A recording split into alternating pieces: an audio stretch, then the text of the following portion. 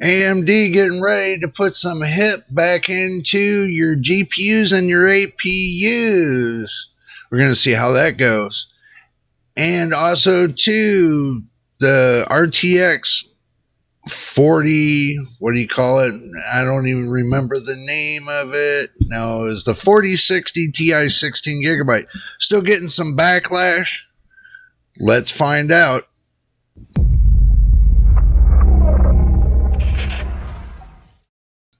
And welcome back to JJ's PC Builds.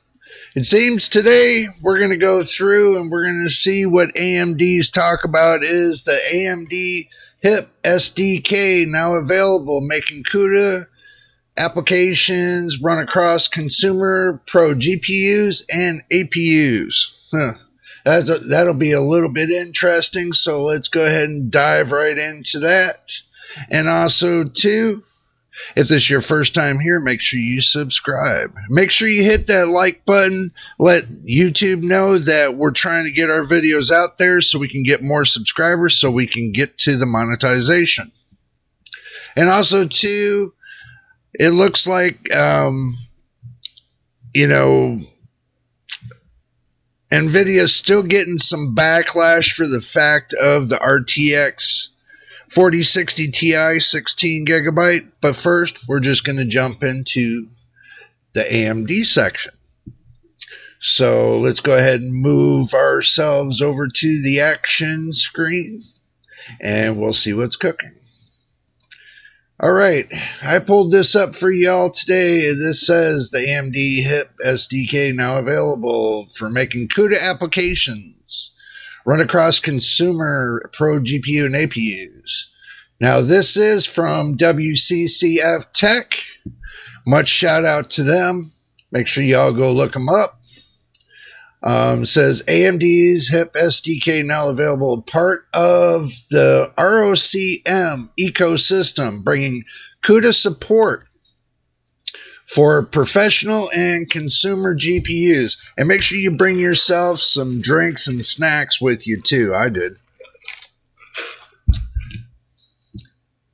So this is their open source solution to making CUDA applications easier across the consumer and professional GPU platforms. So if you're running, if you want to, they're making it easier for the CUDA process to go through, working between, truthfully, I'm not seeing how they're doing it, but they're saying they're simplifying it for the makers, the game makers and stuff like that, going through C++, and they're trying to make it more easier, I guess, for AMD, jumping over that CUDA platform, which Nvidia already has the CUDA platform. So I guess they're trying to incorporate a little bit of here and there so they can balance themselves out and trying to keep up with Nvidia. So, but, not unless they're putting that, now this is the thing, if they're putting that platform in there to help Nvidia graphics card users to help incorporate towards the AMD side, giving them a little bit of advantage to when they play the games, then that is another thing too, that they're trying to make up for the little boo-boo they made by making comments, fact of that, these new games like they got coming out that are, sponsored by AMD has nothing to do with Nvidia whatsoever. So are they kind of letting the CUDA in, or are they pushing the CUDA out? Kind of got to think about that like that. So, but it says it's to make the platform easier. It says this is the things the HIP SDK can do. Convert an existing CUDA application to run on AMD GPUs. Okay, so that's basically NVIDIA technology to run on AMD GPUs. Do so without the need to contact AMD for support. port GPU accelerated graphics and simulation tools to AMD hardware. Okay. So interesting thing about the HIP SDK is that it will work across all professional workstation and gaming GPU families, and is also supported by AMD's APUs, and the full list supported by the AMD HIP SDK includes the Radeon 7, Radeon RX Vega series, Radeon RX 5000 series, Radeon RX 6000 series, Radeon RX 7000 series, the Radeon Pro WX 9100, and the Radeon Pro W6000 series. So basically, they're saying that, let me break this down to you really quick. What they're saying is that if this is just for the APUs. Oh, that's wrong APU. Oh my God. Grabbed the wrong box. And I dropped another box. Oh my God. Stay there. Okay. Now I'm going to bring you back to the main screen. Okay. What they're saying is this right here. This is the Ryzen 5 5600G. Okay. What they're saying is that they're going to implement and allow CUDA to run off of the APU. So they're going to implement it through the HIP program that they got for the ROC-M series, part of it.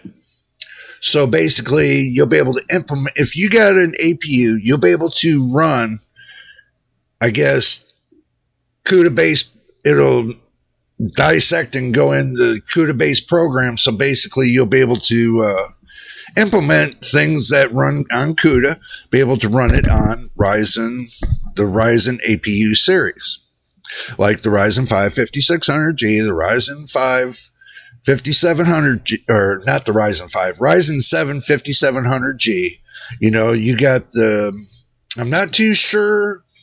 It doesn't say nothing about the 4000 series.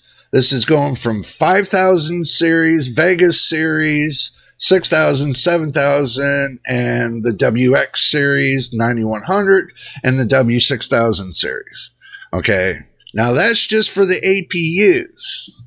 Now that's not including the GPUs. Now there could be different GPUs that this could be implemented to. So now we're going to go back to the action screen and see if there's anything about it so we can talk about it. Okay, back to the screen. Let's see, is there anything that it would do? You will also require to run the latest drivers, which are Radeon Software 2112.1 or Radeon Pro Software 21.Q4 for Windows, and Radeon Software 2210 or ROC-M 5.3 for Linux. Following is what AMD HIP SDK is aiming to offer. Okay, so it's coming down to it that they're branching out a new, it's not really a new technology, but they're adding to the technology they have to make gaming more easier and so on for APU users. So if you're using integrated graphics off of your processor, they're trying to make it a little bit easier for you. So now, with the different technologies that they come up with these, for these integrated graphics, it could be a big game changer when it comes to the fact of, running without a graphics card. So it's a big game changer, but I'm sure they're going to have more rollout on this, and I'll keep y'all up to date on it. But for now, I just wanted to roll out to you. And also, too, they got the new APU that might roll out to desktop. But that's going to be probably on the AM5 series. I don't foresee that leaked GPU or APU that they got coming to the AM4 series. A lot of people are still staying with the AM4 series because they're saying like this. There's a lot more stability on the AM4 series than the AM5, but they still got a lot more product that they're going to be rolling out in the future for AM5. But now, if they're going to be increasing the RAM technology going up from DDR5 to go to DDR7, DDR8, and whatever, technology is going to be increasing over the period of time and years. So if you're on AM4, you got a perfect system, plays your games great, and stick with it. Okay. That's my recommendation. But if you're first time building, and you don't have a lot of money to spend, then, there's a way to shop without, killing your pocketbook. So in time, just stick with the channel. Make sure you subscribe. I'm sure we're going to go through a lot of low budget builds in the future, so that way you can see what you got to work with. Now, if you want to stick with what you have, then that's fine. If you got a 6750, if you got a, RX 6750, you got an RX 6700, you got an RX 6950 XT, as far as GPU wise, you're fine. If you're running a B550 motherboard or greater, you'll be fine. You're running a processor 5600X or greater, you'll be fine. So there's no jumping the gun just yet because, as games go up, they're going to require more VRAM and stuff like that. But do remember, you can always balance out. Balance out the amount of power your GPU is using, so that way, it has smooth transitioning. And they do put that into the game so you can modify what your GPU uses and not uses, so that way you can make your gameplay a lot smoother. Does not mean you got to jump up to, keep going upwards and get to the next big thing. Not unless you're down on the 10 series. If you're down on the 10 series, then that's a different story. If it's on the Nvidia side. Now, if you're down on the 6,000, not 6,000, but let's say 5, 4, anything that's below the 4,000 series when it comes to AMD, you're best off to take and jump yourself up to the 5,000 series. Zen 3 is not bad. And if you get the APUs are not bad. I got the APU right here. I got an APU right here. It's not bad at all. Not for $120. It depends on what you want to spend. If you ain't got a lot to spend, then you can get yourself B550 motherboard. You can get yourself the Ryzen 7 5700G, which will do just as good as the 5600G, but just a little bit better. And put yourself 32 or 64 gigs of RAM in your AM4 on your AM4 motherboard. Make sure it's overclockable, and go from there. That 5700G will do just as good for the next couple years to give you a better wide range of looking at what new products are going to be coming out. If you're still skeptical about buying a graphics card and you still want to stay low budget, get yourself a 5700G. It's got integrated graphics. It'll still game. Not as great, but it'll still keep up there with the 1650, 1660. If you're thinking about it like that. So it's still got a little bit of horsepower to it, still will do creator work, and it still will do, light gaming, reasonable gaming. So do keep that in mind. Now, moving on down the road. Alrighty, let's go back to the main screen.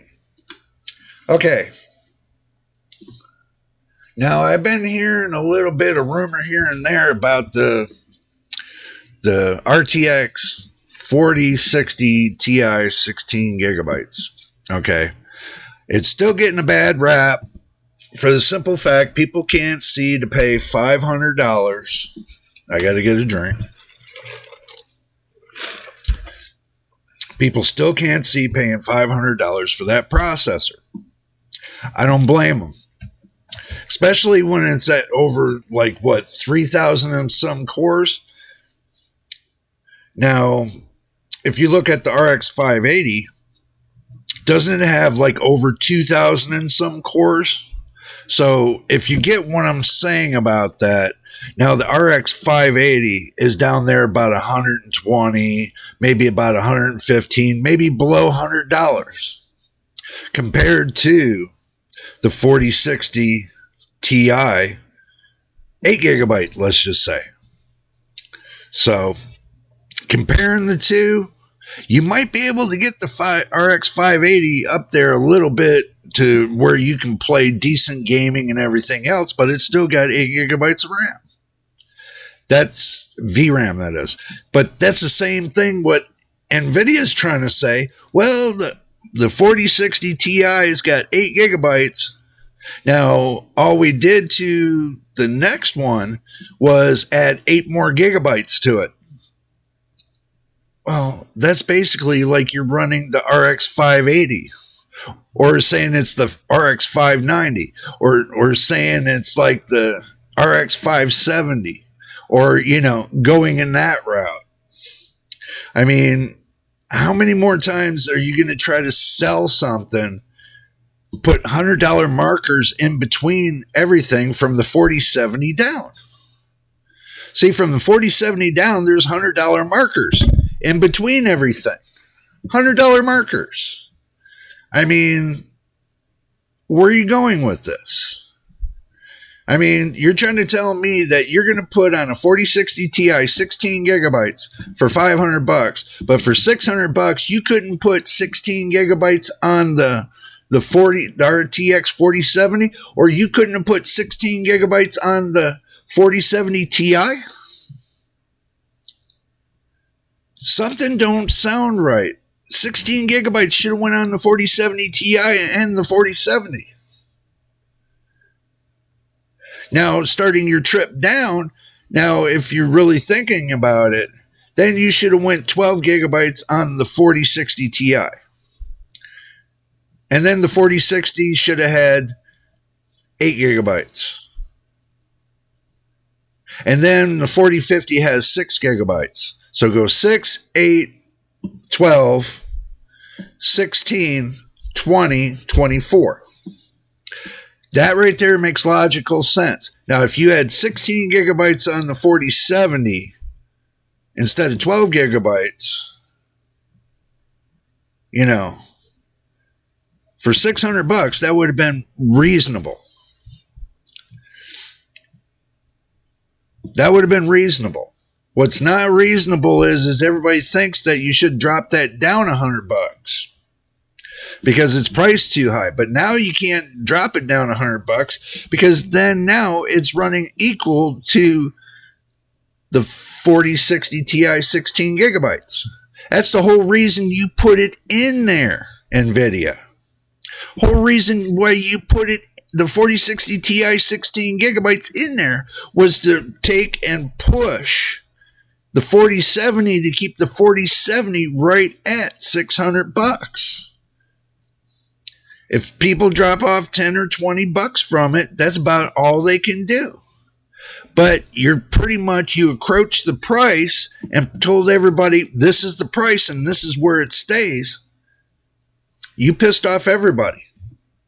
I'm sorry, you pissed off everybody when it comes to the way you encroached on the prices. You put $100 markers in between each one of them. And then, the performance sucks all the way up to the 4070. Because you're going from the 4060 Ti 16 gigabytes, 8 gigabytes to the 4070. There's 27% performance difference there. 4070 runs 27% higher than the 4060 Ti, either the 8 or the 16. And that's already been proven. They've already tested the RTX 4060 Ti 16 gigabytes. I've seen the test results. And you know what? That'll be something I would never recommend to anybody. And now I hear leaks about a 50 series card. And you're going to put a $3,200 marker on that 5090 that you're going to probably roll out.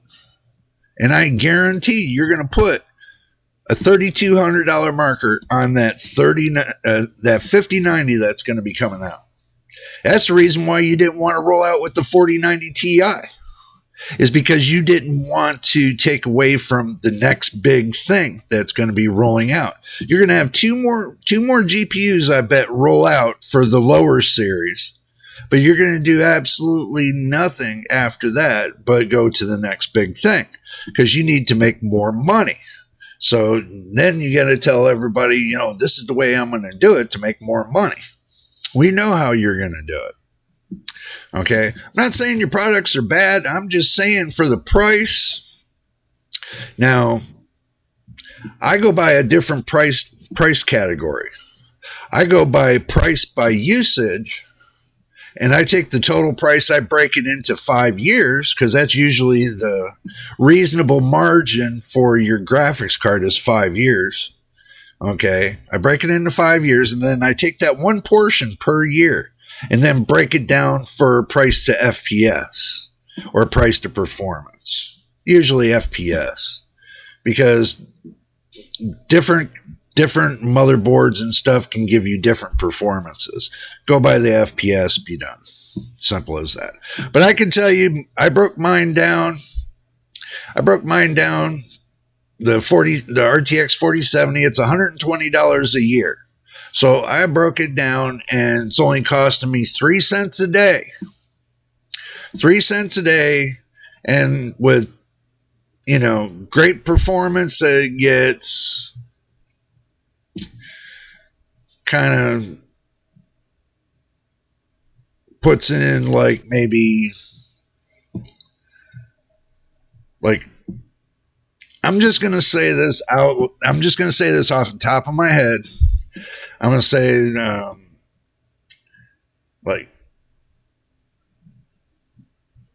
maybe, since I broke it down to 5 years, a 1/12 of a cent per frames per second. I'm just going to say that. So don't quote me on it. If I'm wrong, you guys can take and recalculate it and let me know the calculations. But I'm just doing it off the top of my head. But for my thought, my average, that's the reason why I got the 4070, was because I wasn't looking for, something that's going to take and just push me to the moon. Okay, I'm not looking to beat up my monitor. I'm not looking to stress out my computer. I just look for the happy medium, the middle section of it all. I just want something to be in the middle section, proper gaming, great FPS, great on the power draw and everything else. And, that's why I went with the 4070, because I felt it was better. And now that I got it and I've tested it and everything else, and I'm still running it, believe it or not, and it's still running great with the same process. Well, not the same processor, but with the same power supply that I had on the old motherboard. It's got the same, but it's got a newer motherboard. It's got the B550, Asus, Strix. It's got 64 gigs of RAM. It's got the Ryzen 7 5700X. It's got 6 fans to keep it cool, and no problems. It games. It does everything. Does creator work. Does everything. And I got 15 terabytes of hard drive in here, so I'm happy. I mean, I know I'm going to need probably more hard drive space, but in time, that'll carry me for about a year. So carry me for about a year or two, because believe it or not, 3 terabytes would carry me for a whole year making videos. I don't know why, but I just have it, have it all set in stone like that for how long each one of my videos are and so on. But that's just, giving you guys an idea that, AM4 series is not bad series. I'm just still a little bit leery about the AM5. Okay. I heard all the horror stories and everything else. It just makes me a little bit leery to get the AM5, because that's kind of a lot of money taken out of your pocket. I'd rather stick with something that is proven to run, very well. AM4 is very proven to run well. Understand that. So with all the benchmarking that's been done for as long as AM4 series has been out there, and all the upgrades and improvements and everything else they made, if you're a first-time builder, you're best to stick with the AM4 series. But if you jump up to the AM5 series, then you're going to be running into multiple headaches. So do yourself a favor, stay with the AM4 series until I said a year on that platform, but in a year it still hasn't proven itself. So I'm going to give it one more year before I decide to jump up on that platform. I'm still going to stick with the AM4 series, and there's many of processors to work through in the AM4 series. There's many of GPUs to work through in the AM4 for the AM4 series that works well with the AM4 series and stuff like that. So we got plenty of content for a long period of time, for at least another year or two before we decide to jump up. So that's just my thought on that. But anyway, if this is your first time here, make sure you subscribe. And that was my conclusion, by the way. And also, too, watch the videos from beginning to end. Would be much appreciated. Would help us get to the 4,000 watch hours. Believe it or not, we're at 2,000 watch hours. We're at 2,000 watch hours, and I want to thank everybody that has helped and supported the channel and watching the videos. Each one of them, it is much appreciated. We do thank you for that. And all the new subscribers, welcome to the family. Welcome to JJ's PC Builds. And veteran subscribers, as always, much love to you for all the support you do. But do remember, if you watch the videos from beginning to end, it does add on to the time. So if you want to help the channel out, put a thumbs up on the video and, help out the channel that way. And I know I keep looking this way because I know it's just a habit, But anyway, until the next time in the next video, this is JJ on JJ's PC Builds. We will see you on the next one.